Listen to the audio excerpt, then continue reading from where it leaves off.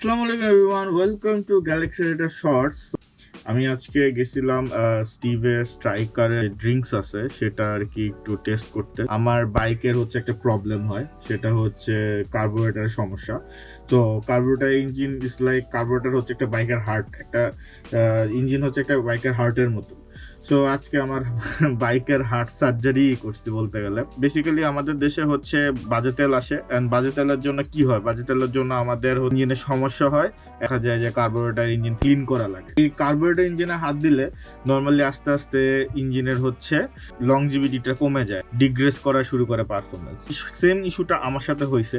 তো লাস্ট যখন সার্ভিসিংটা করছি, তো ওইটার পর থেকে আমার হচ্ছে কার্বোরেটরের ইস্যুটা শুরু হয়।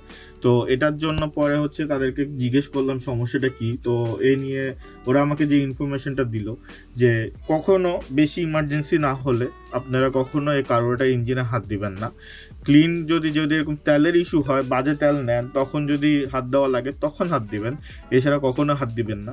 কিন্তু বারবার হাত দিলে আপনার কার্বোরেটর ইঞ্জিনের আস্তে আস্তে পারফরমেন্স ডিগ্রেস করবে, অ্যান্ড এটার একটা লংজিভিটি কমে যাবে। আপনার যদি শরীরের হার্টের যদি সমস্যা থাকে, আপনি যদি বারবার হার্ট সার্জারি করেন বা হাত দেন হার্টে, তো দিন শেষে কিন্তু আপনার হার্ট ডিগ্রেস করবে। আপনার যেরকম আগে যেরকম স্ট্যামিনা পাইতেন ওরকম পাবেন না। শারীরিক শরীরে যেরকম হার্টের একটা সমস্যা হয় যদি আপনারা ধরেন, তো সেম ইস্যু আপনার বাইকেরও হবে। ইমার্জেন্সি ছাড়া, মানে একেবারে ধরাই লাগবে, এছাড়া কখনো কার্বোরেটর ইঞ্জিনে হাত দিবেন না, কার্বোরেটর ইঞ্জিন ক্লিন করাবেন না। এতে হবে কি, আস্তে আস্তে আস্তে আস্তে আপনার বাইকের পারফরমেন্স কমে যাবে, ডিগ্রেস করবে, অ্যান্ড হচ্ছে আমার মতো বাইকে রাস্তার মতো হঠাৎ করে বন্ধ হয়ে যাবে। তো আজকে আমরা এই জিনিসটা, ইস্যুটা আমি আর সাকিব অনেক বাজেভাবে ফিল করছি। অ্যান্ড ভাগ্যিস এটা আমাদের এরিয়াতে ছিল বলে আমরা কোনো সমস্যা, ওরকম সমস্যা হয় নাই।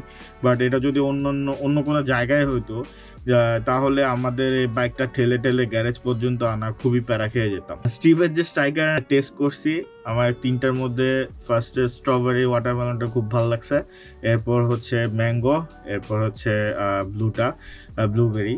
সো এক একজনের এক এক test. So best of luck Steve.